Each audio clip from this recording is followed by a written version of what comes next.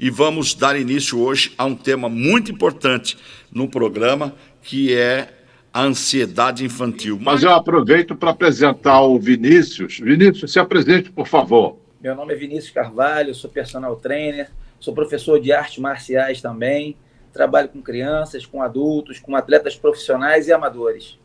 Certo, muito bem, professor. Então vamos dar uns golpes duros nessa falta de sensibilidade das pessoas em relação à ansiedade infantil. E aqui ao nosso lado está o professor Gilson Paixão, que muitos anos lidou aí com adolescentes, conhece aí a convivência com crianças também e tem muito a acrescentar hoje nesse tema muito importante que aborda o assunto sobre ansiedade infantil. Obrigado aí, doutor Luiz Aibinder, por ter me feito esse convite.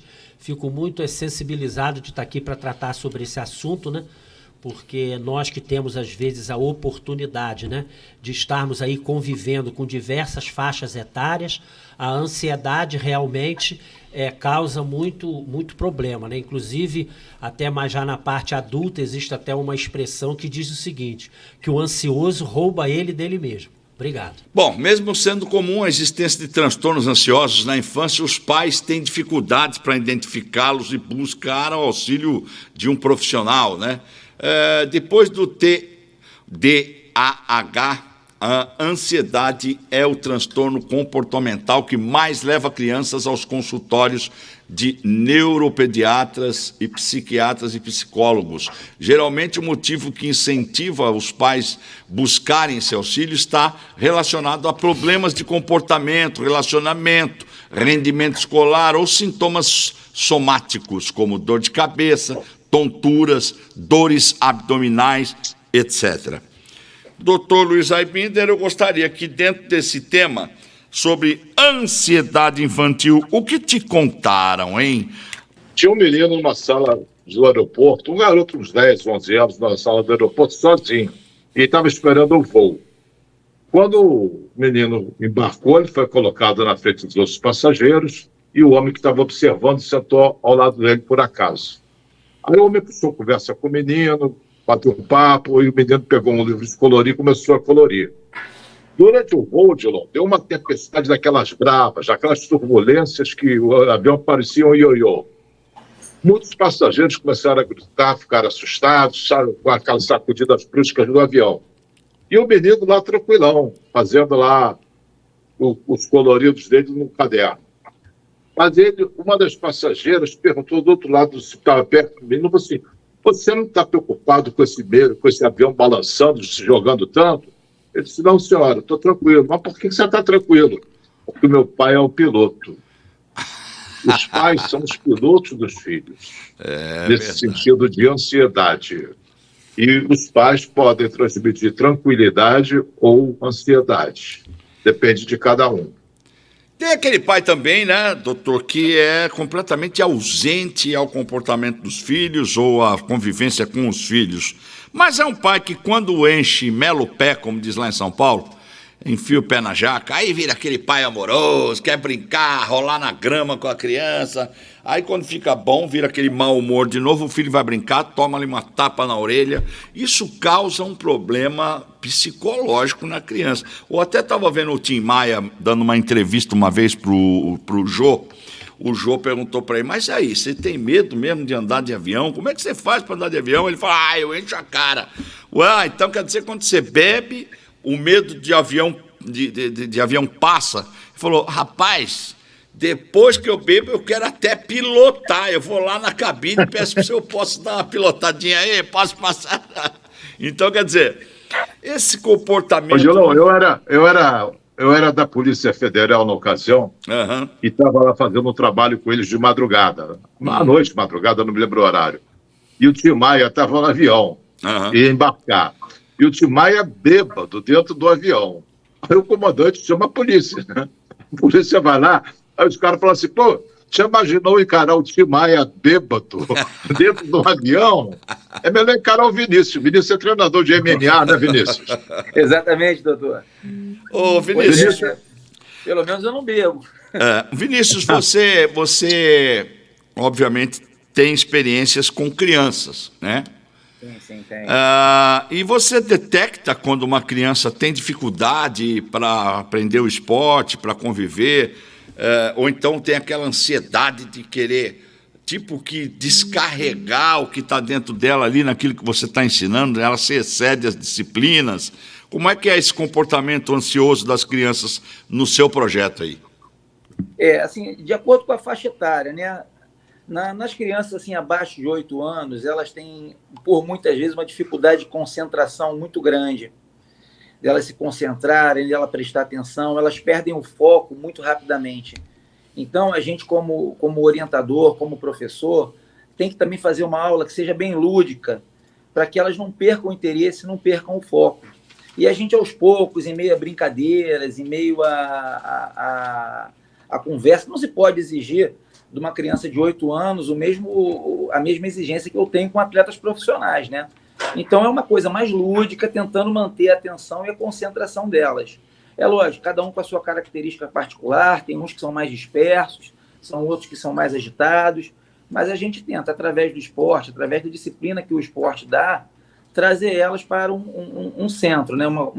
Congruir no mesmo sentido. Tá certo. Agora, professor Gilson, o senhor, por anos, deve ter, né, frequentado escolas, crianças também convivendo. Ansiedade infantil, na sua opinião, ela é fácil de ser detectada? Os pais têm um papel importante nesse momento que a criança vive? Eu, durante algum tempo, convivi muito com isso, né? Porque pela própria área acadêmica que escolhi, eu sou professor de matemática, né? Então, geralmente as pessoas, né, ficam assim muito ansiosas. Né? Mas a verdade é o seguinte, né? O professor Vinícius, o doutor Luiz Aibinder, né? Nós temos todas as pessoas que têm essa observação sobre pessoas, sobre crianças, sobre adolescentes, até sobre adultos, né? A gente sabe que o melhor mecanismo é você identificar o que o faz, às vezes, chegar até você dessa forma e você criar, né, tipo assim, uma área de socialização e pertencimento, para que ele se sinta à vontade para essa prática, né?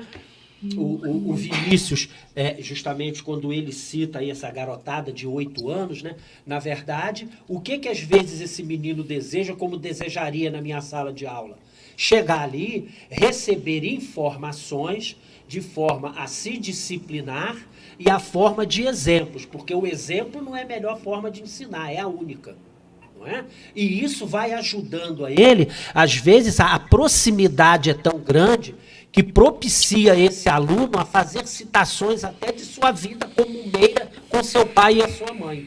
E é o nosso papel fazer isso. Nós recebemos muitas pessoas assim. E a nossa missão, né, como educadores, independente de formação acadêmica, é criar um ambiente de socialização e pertencimento. Às vezes não é fácil, mas esse é o caminho. Que o professor Luiz Aibinder, a pergunta é do Pedro.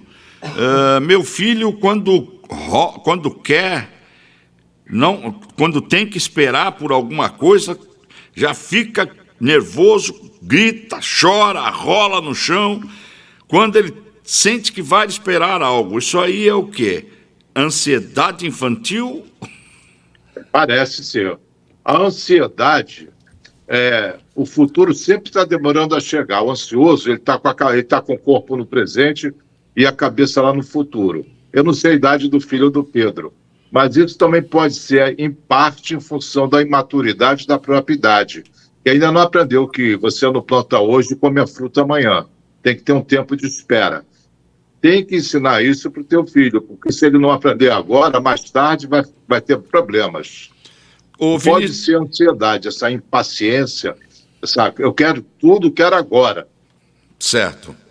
Isso é típico da ansiedade. Ô, Vinícius, você trabalha esse tipo de disciplina nos seus alunos, nas suas crianças, alunos do seu esporte? A ansiedade é um item que vocês trabalham para ser controlado? A criança quando ela tem, ao mesmo tempo que é difícil você, às vezes, conseguir a atenção dela, quando ela consegue se concentrar, muitas vezes ela fica naquele, e aí, professor, e o próximo? E agora? Vê se eu estou certa, sabe? Aí a gente tem que controlar essa ansiedade deles. E o controle da ansiedade se dá pela disciplina no esporte também, né? Saber que tudo tem sua hora, que o processo evolutivo de aprendizado, como o doutor falou, a gente não planta a árvore hoje e come a fruta amanhã. Então ela só vai saber o próximo passo a partir do momento que ela aprendeu o primeiro passo. E a gente tem que controlar essa ansiedade que eles têm também. E por muitas vezes também, à medida que eles vão adquirindo confiança no professor, que eles vão se reconhecendo naquele grupo, eles começam a falar da vida pessoal e às vezes trazer até problemas para a gente, que nós como professores acabamos procurando às vezes os pais e orientando e passando alguma coisa que não foi percebida dentro de casa e que foi passada para a gente na aula. Já chegou um ponto de você conversar com o pai e falar, agora eu descobri porque o seu filho é ansioso. Porque ele é mais ansioso que o filho?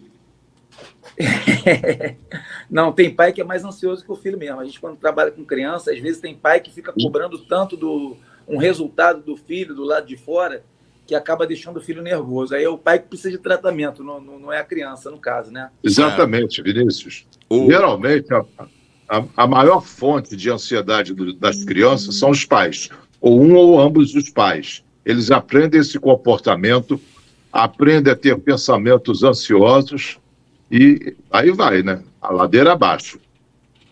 Pois é, aí acaba que cobra tanto da criança e a criança acaba se cobrando e talvez não tenha maturidade para lidar com esse sentimento, né?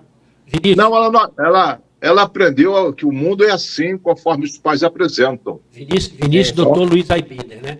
Eu tenho 2 filhos, né? O Alexandre e a Mariana. Eles 2 foram jogadores de voleibol, né?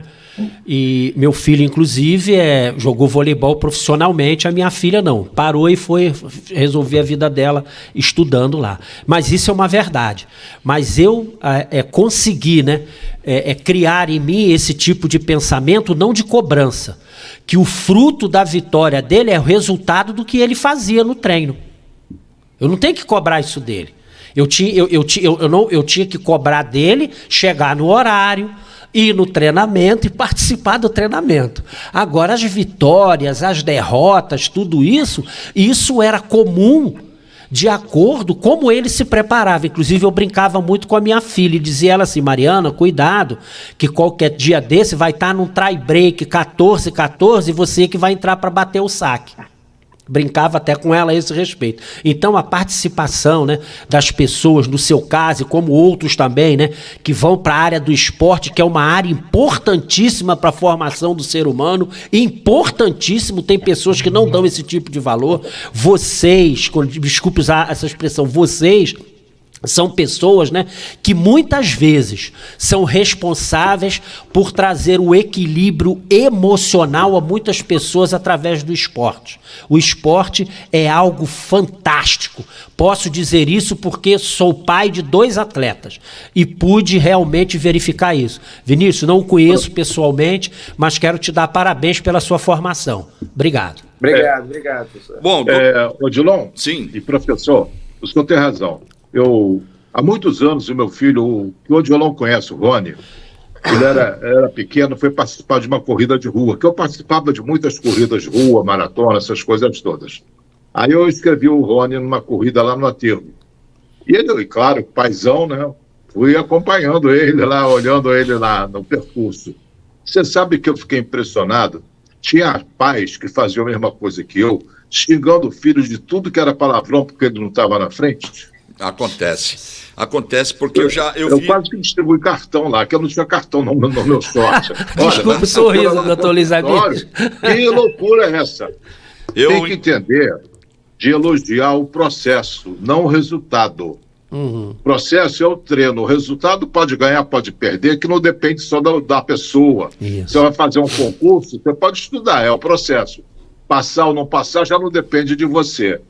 Então, quando o filho vai bem, a minha recomendação é a seguinte, elogiar o esforço. Olha, você foi esforçado, você estudou, você prestou atenção, você é comprometido, você tem valor, independente do resultado que ele possa obter, porque o resultado está fora do controle.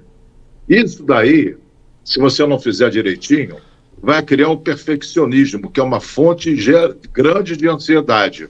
O Vinícius falou que os pais ficam cobrando muito o resultado das crianças. Como se o pai fosse super-homem e a criança fosse super-boy. Não pode fazer isso. Sabe, é incentivar. E o professor também falou uma coisa que eu achei de suma importância. Acolhimento. A criança, no ambiente que ela estiver, tem que se sentir acolhida, aconchegada, porque aí ela rende. Se botá-la como estranho no ninho, ela vai desenvolver ansiedade, pode desenvolver até fobia social, que é uma das formas da ansiedade. E eu digo mais até, doutor Luiz Aibinder, o senhor comentou um fato aí que tem pais que eles querem que o filho vivam aquilo que eles não conseguiram ser. Isso é horrível. E o que a gente observa é que, por exemplo, vou dar 2 exemplos aqui. Um primeiro exemplo é de quando eu trabalhava num programa de TV chamado... Era até de Niterói, um cirurgião plástico que apresentava. Wagner de Moraes. Dr. Wagner de Moraes, esse mesmo. Foi lá que eu tive a felicidade de conhecer o Dr. Luiz Aibinder há uns mais de 20 anos atrás, né? Mais de 20 anos. Então, posso dizer que a nossa amizade é de mais de 20 anos. Mas ali a gente entrevistava as modelos e tal, e as mães das modelos interferiam na resposta da entrevista e sugeria para a filha o que ela tinha que falar, como se comportar. A mãe queria ser a entrevistada, não a filha, né? E outro caso é quando a gente passa ali em Duque de Caxias, tem um bairro que é o bairro de Xerém, e ali tem o CT do Fluminense. E ali tem os peneirões do futebol. Lá você precisa de ver, doutor Luiz Aibinder, como fica o muro cheio de pais e mães em escadas, caixotes, pilha de tijolo. Eles são em pé olhando o muro do outro lado e gritando para os filhos como se fosse um técnico de futebol e xingando o filho quando erra. E por muitas vezes a segurança e o pessoal do CT tem que ir lá e pedir para os pais se conterem, porque aquele sonho da fama, do dinheiro, né? Eles acham, e as crianças também devem sofrer problemas psicológicos, quando vê que não é aquela realidade, ficam com problemas, né? Porque todos querem ser um Neymar, todos querem ser um Vinícius Júnior, mas para chegar onde eles chegaram, né? E outra coisa, veja o número de jogadores de futebol que tem e o percentual de jogadores que tem milhões e milhões de dólares, né? Quer dizer, é uma ilusão, né, doutor Luiz Aibinder? Isso aí, como é que fica isso na cabeça da criança, na cabeça dos pais?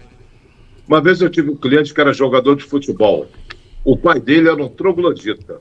O rapaz, quando ia jogar e o pai estava no estádio, o rapaz não conseguia acertar nada. Quando o pai não estava, ele jogava direitinho. Aí ele melhorou quando ele foi para o Sul, jogar no time do Sul, que o pai não ia sempre. Ele melhorou bastante o desempenho dele. Para ter uma ideia do troglodismo desse pai, a filha falou assim, eu não vou casar na igreja porque eu não quero entrar ao lado do meu pai. Jesus. E não casou. E o pai, até a única coisa decente que o pai fez posteriormente foi morrer. Aí ela casou depois que ele morreu na igreja. Ô, louco. Ainda bem que, por exemplo, posso dizer isso, né? Que eu e a minha esposa, a Roseli, nossos filhos não sofreram isso. Com certeza. Permita-me aqui até um comentário. Eu fui assistir a final da seleção brasileira no Chile, que meu filho foi jogar, um campeonato sul-americano.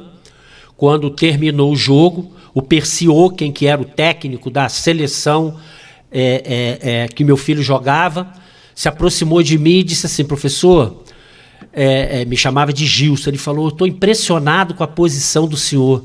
Eu falei, por quê? Ele disse, o senhor chega aqui, convive conosco, o senhor não dá nenhum tipo de opinião. Eu disse, é porque esse problema não é meu. Esse problema é seu. Eu só estou aqui para assistir.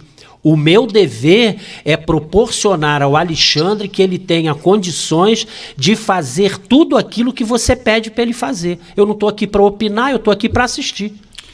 Professor... Nós pais temos muito orgulho dos nossos filhos. Essa realização terceirizada funciona, mas não pode escorregar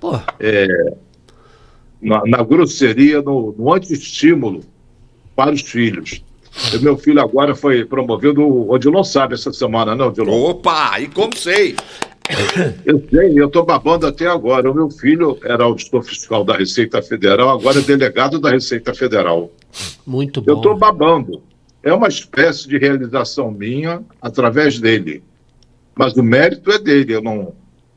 Eu só dei sorte e tive as condições de ajudá-lo a se preparar. Muito bom. Mas ele dá satisfação, mas não justifica se ele não tivesse essa promoção de rejeitá-lo, de criticá-lo ou qualquer outra coisa. Nós temos orgulho dos nossos filhos, é bastante válido. Devemos elogiar tudo que ele faz de positivo, especialmente quando criança. Porque os pais só tirou 9, se estuda, só estuda, por que não tirou 10? Essas besteiras vão prejudicando seriamente o desenvolvimento emocional. Já aconteceu o contrário comigo. Minha mãe é muito humilde, né? Morava no interior de São Paulo e tal. Aí um dia eu cheguei para minha mãe. Antigamente era letra, né? Não era número, era A, B, C, D, né? A nota, né? Isso. Conceito. Lá atrás era 100, isso. Né? 90, isso, 7. Era numeral. Aí eu cheguei para minha mãe. Mãe, tirei A em português. Ela falou, bem feito, quem mandou não estudar? Isso. Entendeu? Então, quer dizer... Agora, professor Vinícius, já houve casos do senhor ter que chegar e chamar um pai ou uma mãe num canto e explicar que aquele comportamento deles estava influenciando o desempenho do filho, porque você notou que o filho estava ansioso, aquela ansiedade infantil aflorada naquela criança devido à pressão dos pais? Sim, já aconteceu sim. Mas a gente tem que... É até difícil de abordar isso, que o pai não entende, né? Os pais não entendem. Porque como o professor falou, e o doutor Luiz falou também, tem muito pai que tenta se realizar no filho, numa frustração de algo que ele não fez. Em esportes como a luta e como o futebol, isso é bem comum. Dos pais ficarem na grade, falando, pega, derruba, faz... E esquece que com o filho dele, está treinando uma outra criança também, né? E acaba, por vezes, gerando até confusão entre pais. Porque um fala, derruba, bate, e o pai da outra criança está ouvindo isso, não gosta, né? Aí a gente fica vai ali tampar a porrada nos bastidores. Uhum. Professor, quase uma briga nos bastidores. Professor Vinícius, professor, uma das maiores explicações dessa, né, passa num filme, né, no Karate Kid, A Hora da Verdade, né? Quando Daniel San pergunta ao seu Miyagi, o senhor é faixa preta? Ele falou, Daniel San, Karatê não é aqui, Karatê é aqui. Não é verdade? Então isso aí... A gente não está ali ensinando ninguém a bater. Isso. Né? A gente não está ensinando as crianças a baterem, a gente está disciplinando. Isso. Entendeu? E o caminho que ela vai tomar na luta futuramente, se ele vai querer ser um lutador profissional, se ele só quer saber aquilo para aprender uma defesa pessoal, entendeu? O caminho que a pessoa vai escolher, o futuro vai dizer, né?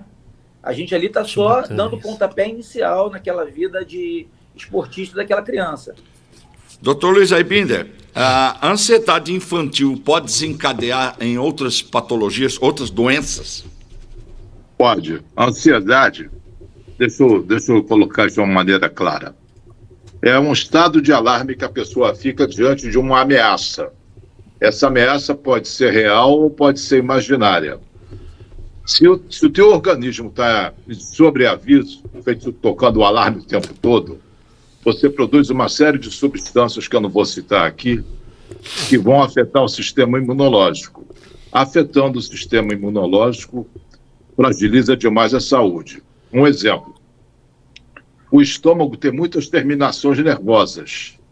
Daí, quando uma criança, vamos manter o assunto na criança, quando ela está estressada, é muito frequente dor de estômago, por conta das terminações nervosas do estômago.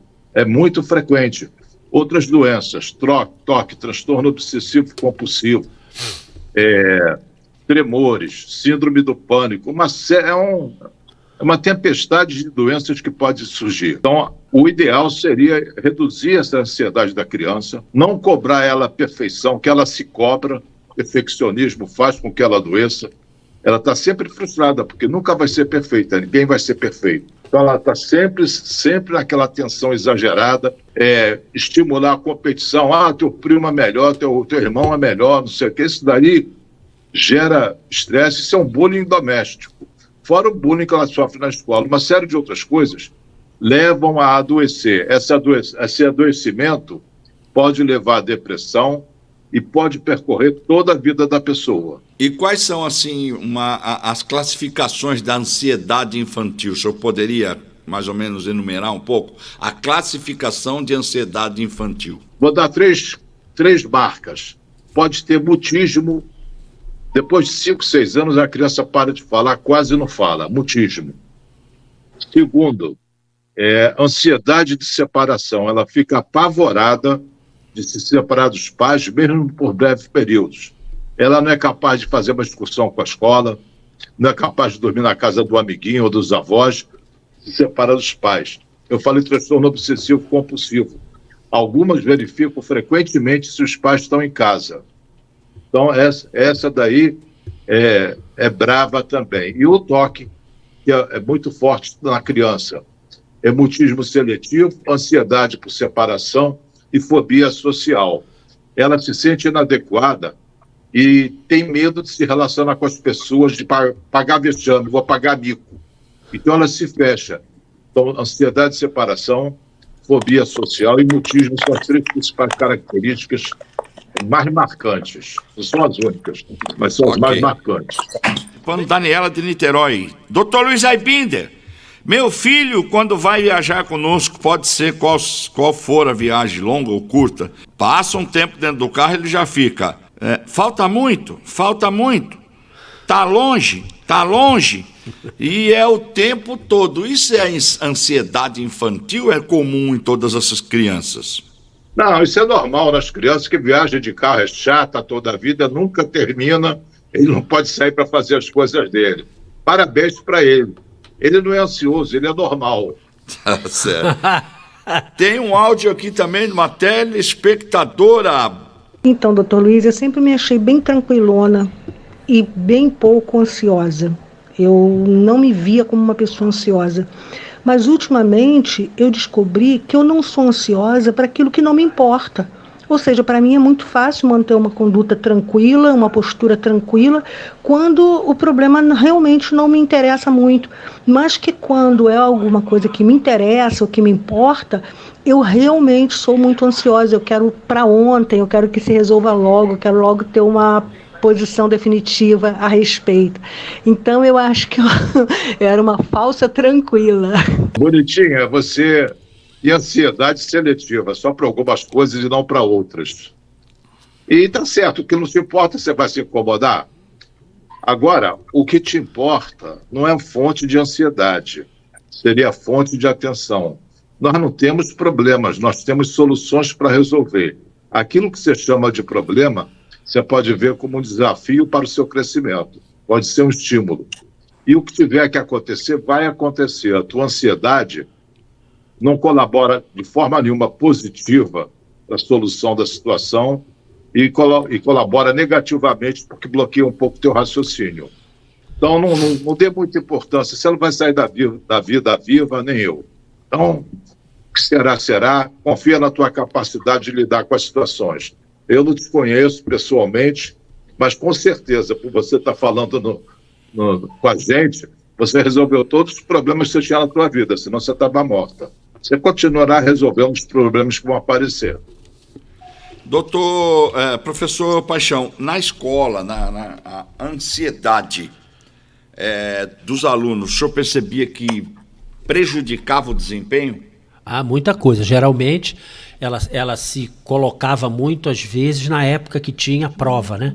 A ansiedade muito grande pela busca do resultado, pela cobrança, às vezes, de que todo mundo quer que o filho seja 10, eu nunca quis, né? Sempre entendi que cada um tem sua capacidade e tem que buscar aí o seu merecimento, né? Houve até uma época que eu pedi licença ao diretor da escola e terminei pedindo a ele que não se colocasse mais prova, e sim verificação de conhecimento. Entendeu? Porque quando você falava amanhã vai ter prova, Ih, rapaz, o cara não dorme. Porque quando você coloca verificação de conhecimento, ele vai colocar ali o que ele conhece. Como para o aluno não vale, para mim não vale o que eu sei, e se o que o aluno não sabe, quando eu coloco verificação de conhecimento, eu vou verificar dele o que ele conhece ou o que ele não conhece. E eu tenho muito mais condição de apontar isso para ele do que ser uma coisa contundente como prova. Esse é o meu objetivo. Eu sempre busquei dessa forma. A ansiedade era sempre por aí. Aliviar a pressão. Isso, entendeu? Eu procurava fazer dessa forma. Permita-me repetir, eu sempre usei o seguinte: não vale o que eu sei, vale a expectativa que o aluno tem em aprender aquilo que você quer passar. Ok, aí tem também mais um telespectador que aproveitou e mandou uma mensagem aqui, dizendo: paciência para ter paciência. Isso é uma passagem bíblica, diz ele. Porque necessitais de paciência, para que depois de haver desfeito a vontade de Deus, possais alcançar a sua promessa. Crianças são imediatistas, mas eu quero a sobremesa agora. A gente já chegou? Já podemos abrir os presentes?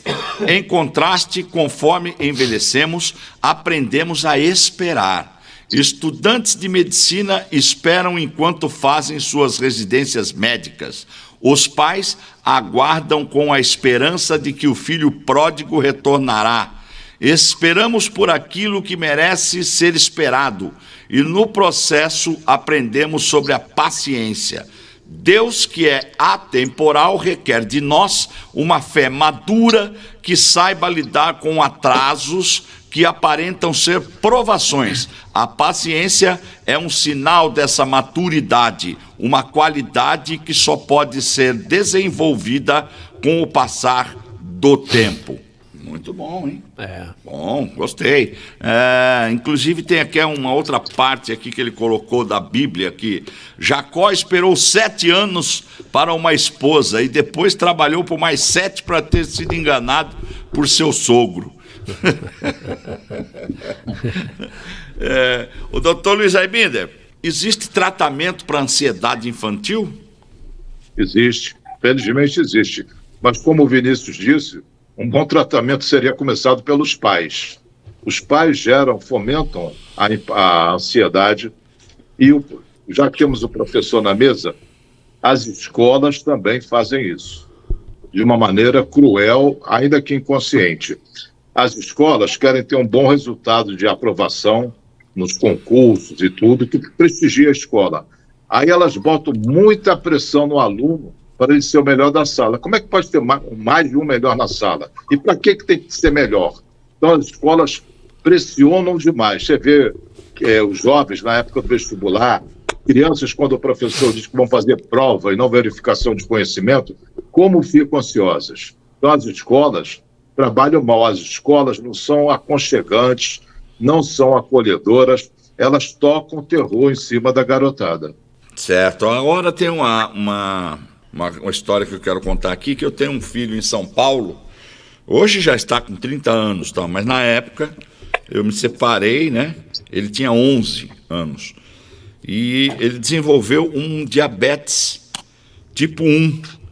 E aí ficou comprovado também, segundo os médicos falaram, né? Disseram que ele estava com esse diabetes foi desencadeado pela ansiedade e pelo emocional. Então, para você pai, para você que está nos vendo nesse momento, mãe, valorize a atenção ao seu filho, valorize acompanhamento ao seu filho, porque ele não tem um discernimento de saber ainda se é abandono, se é uma situação que você está vivendo com sua mulher que não deu certo. Para seu filho, pai e mãe é para sempre, né? E uma separação pode causar danos irreparáveis, né? Eu vou marcar aqui, Dilon, para você, acrescentar a separação dos pais, outros fatores que geram muita ansiedade. O início da escolarização, bullying, situações de violência em casa, sofrer abuso, divórcio dos pais, perdas significativas, por exemplo, morte de um animal de estimação, morte de um avô, e mudança de cidade ou escola. Esses fatores contribuem fortemente para o adoecimento. E no caso, você falou da tua separação, gerou a diabetes tipo 1. E não só em criança. Eu tenho um amigo meu, ele foi até vice-prefeito do Rio de Janeiro, ele foi assaltado, ele é engenheiro, estava fazendo uma obra no motel, alguma coisa assim, o hotel foi assaltado. Aí puseram ele deitado no chão junto com outras pessoas durante um certo tempo sobre a mira de ar. Mas depois desse episódio ele ficou diabético. Pois é, isso acontece sim. E agora, doutor Luiz Arminder, quando, na sua opinião, buscar ajuda, tanto médico como psicológico, sei lá? Se a atitude dos pais não mudar, os pais têm que buscar ajuda. Se a criança está com muito sofrimento, tem que buscar ajuda. Agora, se buscar esclarecimento, talvez amenize, porque a criança é mais moldável e pode aprender a pensar de uma maneira mais saudável para ela. Então, se ela falta muito à escola, se ela adoece com frequência, tem sintomas físicos de ansiedade, tem que buscar ajuda. Professor Vinícius Carvalho, já houve casos reversos de pessoas, ou melhor, de crianças chegarem em seu projeto ansiosas, totalmente inquietas, e à medida que o senhor foi implementando a sua disciplina, essa criança saiu do seu curso, ou do seu treino, formado com uma característica completamente contrária quando ele chegou ali, no que se refere a comportamento? Sim, eu já sou faixa preta de luta livre há 25 anos, há 20 anos. Então eu já formei outros faixas pretas também. E alguns desses começaram comigo crianças. E eles tinham déficit de atenção, tinham ansiedade, tinham comportamentos inadequados, entendeu? E a gente foi moldando através da luta e buscando trazer o interesse, e eles foram evoluindo e foram aumentando a concentração, e hoje são profissionais, uns atletas, outros não se tornaram atletas, mas têm a sua vida profissional, a sua vida pessoal caminhando num sentido legal. E eu tenho certeza que a luta contribuiu muito para eles, entendeu? Muito, muito, muito. A luta gera muita disciplina, a entender que na vida se ganha e se perde. Isso é muito bom, Vinícius. A ansiedade infantil atinge cerca de 10% das crianças. Estima-se que a metade dessas crianças com ansiedade vão desenvolver quadros depressivos causados por essa síndrome. Além de atrapalhar o desenvolvimento da criança, ele é muito prejudicial por atrapalhar o dia a dia. Faltas escolares, dificuldade de socialização, insônia, perda de apetite ou, o contrário, compulsão alimentar, são alguns desses comportamentos prejudiciais. A ansiedade é uma resposta de estresse extremo do corpo. Essa sensação é provocada por um estímulo percebido como um ameaçador, que pode ser desencadeado tanto por fatores externos, bullying, etc., como fatores internos, a maneira como a criança pensa. A ansiedade infantil, infelizmente, Odilon, é um problema cada vez mais comum. Atualmente, um dos maiores problemas que os pais enfrentam é a ansiedade das crianças. E não existe uma única causa para esses problemas. Na realidade, é uma combinação em que se encontra, por um lado, a genética e, por outro, muitos fatores ambientais. Dentre as origens desse problema, um dos mais influentes é o comportamento ansioso de um ou de ambos os pais. Outra causa é a exigência muito grande, reduzindo o tempo que as crianças têm para brincar, porque elas ficam passando horas e horas em aulas particulares e cursos. A criança não tem tempo para ser criança. Há experiências que os pequenos não conseguem entender ou que processam de uma maneira inadequada.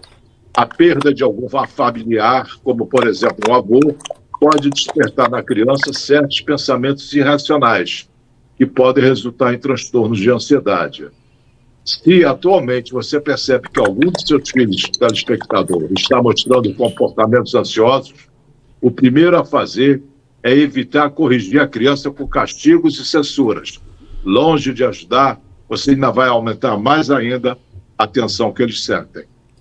Muito bem, aqui inclusive Evelyn, uma das nossas telespectadores, ouviu aí a sua moral da história e diz: costumo dizer, como pediatra que sou, que a criança muitas vezes é reflexo da casa. Estressados, criança estressada, mãe ansiosa. Filho ansioso não é regra, mas é muito visto isso. Parabéns pelo debate enriquecedor e muito atual. A ansiedade infantil aumentou muito com a pandemia. Tive um professor que aplicava prova surpresa também. Diga aí ao professor, para não dizer que a prova estaria sendo feita naquele dia. Agora, professor, ela falou de ansiedade pós-pandemia, é um assunto muito atual mesmo também. Como o senhor viu essa situação da pandemia, nessas histórias, o home, como é que é? Home office. Home office, estudar também, educação virtual, isso houve... híbrida, quem vai, quem não vai. A ansiedade da criança na escola de querer voltar a ter aqueles horários de recreios, a sala de aula, isso mexeu muito com a cabeça das crianças. Como o senhor está vendo esse cenário hoje? Houve muita evasão de escolas também, que não retornaram para as escolas. Qual é o seu resumo? Qual é o seu... A verdade é o seguinte, que a pandemia, né, ela trouxe dois processos, tanto a ansiedade para a criança como para os pais, né? Que muitos pais tiveram que se adequar à tecnologia para poder auxiliar os seus filhos, né? Isso é um processo que está sendo agora, podemos chamar assim, de migratório, né? Depois de 2 anos, né? Que vem fazendo com que se tenha que ter uma ação conjunta, né? De equilíbrio, né? Entre o retorno da criança para que ela passe naquela convivência com os colegas, com a formação acadêmica, né, que ela precisa ter. Então, esse conjunto, né, vamos botar assim, de matéria e pedagógico, né, é o equilíbrio que as escolas precisam ter juntamente para com os pais, para que eles possam também vir saindo de todo esse processo, aspa, de clausura, né, que causou toda essa pressão sobre o pai e a criança. Então, o que a gente conclui disso aí, né, Odilon? A verdade é o seguinte: sem educação, sem chance. Essa é a verdade. Doutor Luiz Aibinder, como agir, né, os pais hoje, devido a esse grande número de evasão das escolas, ansiedade, né, de retornar, e aqueles que têm medo de voltar, e criou-se esse bloqueio psicológico. Será que existiria alguma dica, alguma regra de comportamento, tanto para os pais como para os adolescentes aí nesse retorno? É uma aproximação sucessiva. Se a criança tem muito medo de ir para a escola, fazer com que ela brinque com outras crianças no parquinho, etc. E daí, olha, na escola também é muito bom. E a criança precisa se socializar, não é só se educar. Botar uma criança dentro de casa, ensinando com professores particulares, ela fica feito rainha da Inglaterra, né? É uma educação muito, muito doméstica. Ela tem que aprender a socialização, porque nós somos seres sociais. Então, dizer, olha, vai para a escola, a criança pode ter ansiedade de separação, que é terrível, eu vou ficar lá no pátio te esperando, e aos pouquinhos a criança vai se desenvolvendo. Os pais têm que ser acolhedores e também a escola, e principalmente a professora, fazer com que a criança se sinta muito bem recebida naquele ambiente. Isso funciona tanto para crianças quanto para adultos. Permita-me acrescentar o seguinte: eu acho que a escola, né, pós-pandemia, que ela tinha, antes da pandemia, tinha um range de alunos lá matriculados. Se pós-pandemia um percentual muito grande deles não retornou, cabe à escola tentar procurar esses pais para tentar inserir novamente esses alunos na escola, tentar entender o que aconteceu, o porquê que ele não está indo. Isso é uma coisa muito importante, essa parte parte pedagógica da escola. Montar uma equipe, né? Isso, primeiro essa parte pedagógica, para depois poder ensinar lá alguma coisa, né? Porque existe uma filosofia, né, aonde uma pessoa diz o seguinte, né, que primeiro amai-vos, depois instruí-vos. Entendeu? Então, essa abordagem de sentimento, né, de trazer a criança para dentro da escola, ela é importante. Quando ele chegar lá, abraço, beijo, carinho e, de preferência, se for possível, tempo integral. E que no Esse abraço, beijo e carinho, às vezes falta em casa. Isso, doutor, isso. E nesse contraturno, aí tem lá, ó, meu amigo Vinícius, tem o professor de artes, tem o professor de outro esporte, que aí ele sai do ramo acadêmico para o ramo de pertencimento e socialização. Essa é a fórmula. Ô, Vinícius, você enfrentou também Odilon, Oi. Metendo a colher no assunto do professor. Tranquilo. Às vezes você não é que o aluno goste de matemática, ele gosta do professor de matemática. O que vai levá-lo a gostar de matemática, ou português, seja lá qual for a matéria. É porque ele é bem recebido, bem acolhido. Uhum. É isso que faz com que a pessoa goste da matéria. Eu não gosto de matemática. Às vezes não é da matemática, é do professor, ou português, ou inglês, qualquer que seja a matéria. Entendi. É isso aí. O distanciamento prejudicou você, né, Vinícius, durante a pandemia. Nós estamos encerrando aqui o programa. Queria que você falasse rapidamente sobre como foi esse distanciamento, porque o seu esporte é um esporte de contato, né? E você ficou totalmente alheio a isso. Todos ficaram, o mundo ficou. Como é que está sendo essa volta agora também? Ainda está complicado? Muitas crianças deixaram de voltar porque... com essa preocupação também, se você puder ser rápido na resposta, nós estamos em cima da hora de terminar o programa. Exatamente, Odilon. A gente, nesse período aí pandêmico, a gente ficou afastado das crianças, mas agora voltou, gradativamente, agora já está normalizado.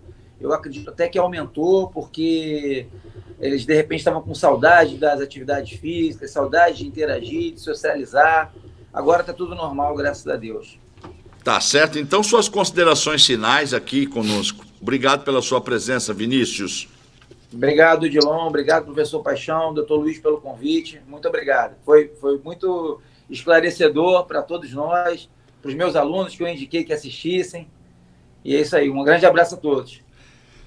Meu amigo professor Paixão, muito obrigado pela sua presença aqui no programa do Dr. Luiz Aibinder.